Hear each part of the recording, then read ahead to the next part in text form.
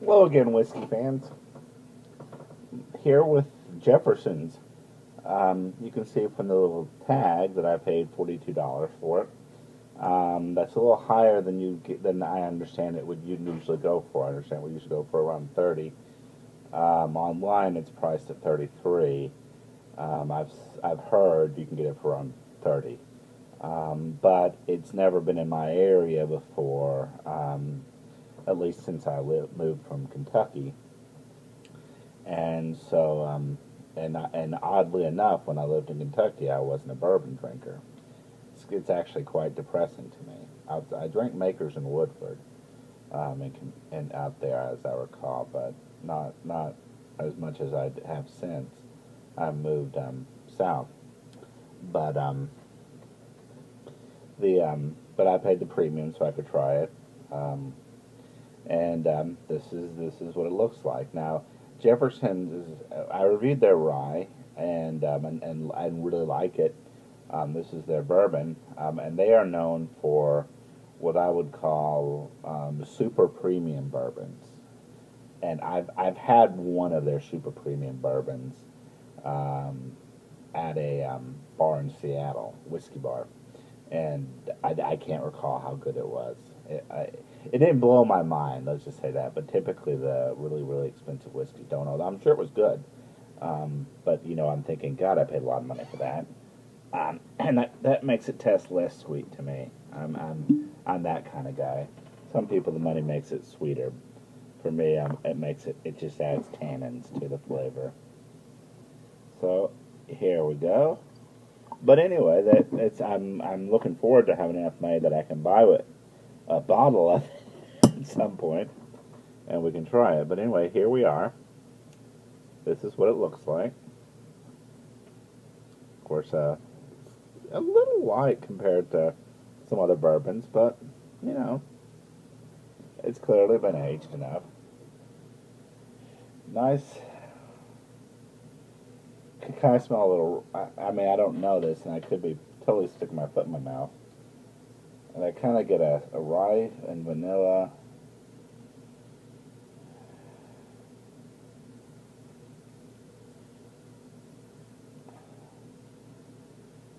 Getting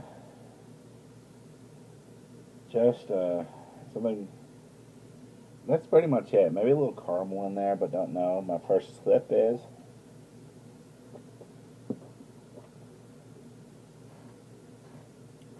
Ooh. Caught me. Caramel comes in after, and something a little dead.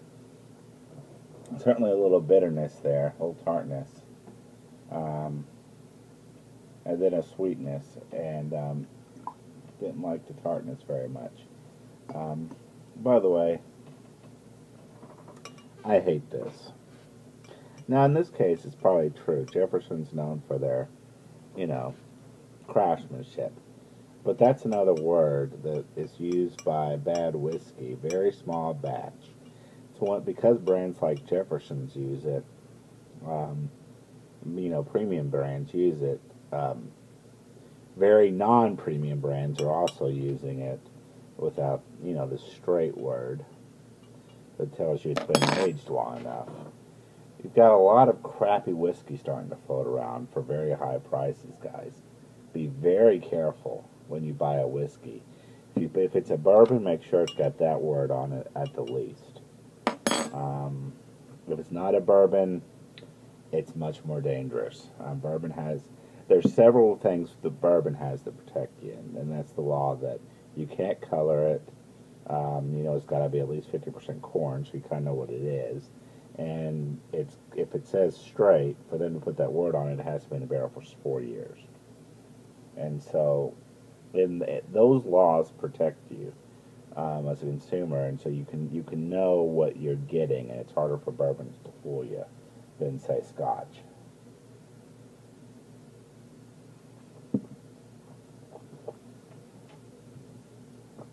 Although there's things Scotland certainly does. Okay. I imagine this has got to be a rye. Getting some spice, a lot of bitterness in there, I don't particularly like. And then some.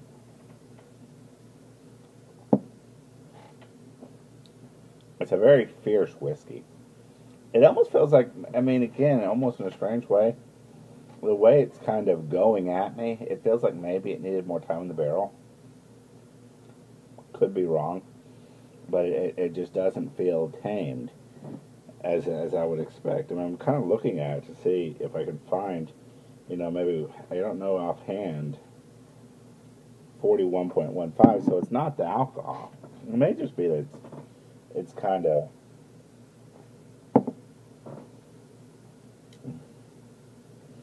I mean, it's got a nice flavor to it, but there's a lot of stuff going on, and some very harsh notes, and not necessarily the tannin flavor though.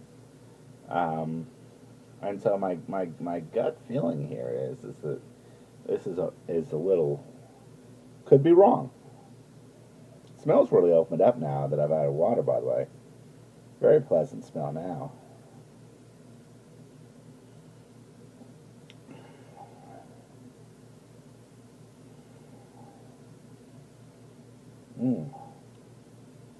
More cinnamon coming out now with the other things. Got a little.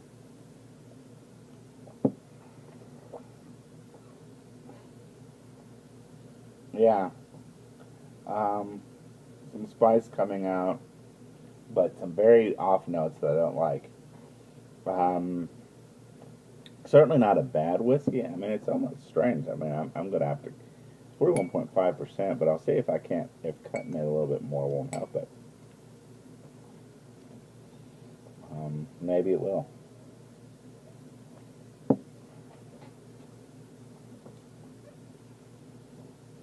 No, not really. Just some real bitterness. There's some clear potential here, and so my guess is this will do quite well with more time in the barrel. And certainly Jefferson sells those, and so you're in luck. But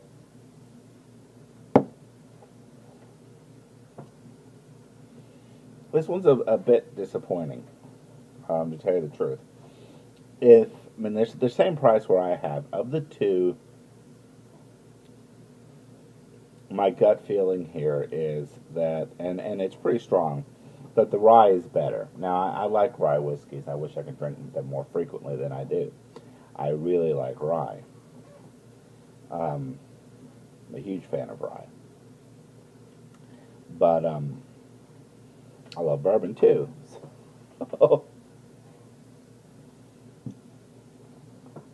So it's not necessarily diagnostic, but this, along with Bullet, I have a strong feeling that the rye is better than the bourbon.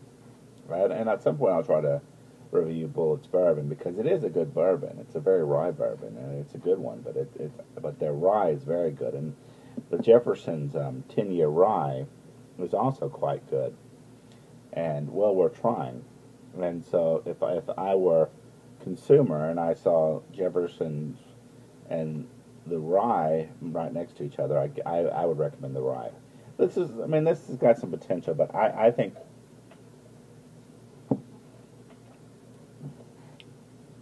that last swallow was pretty good.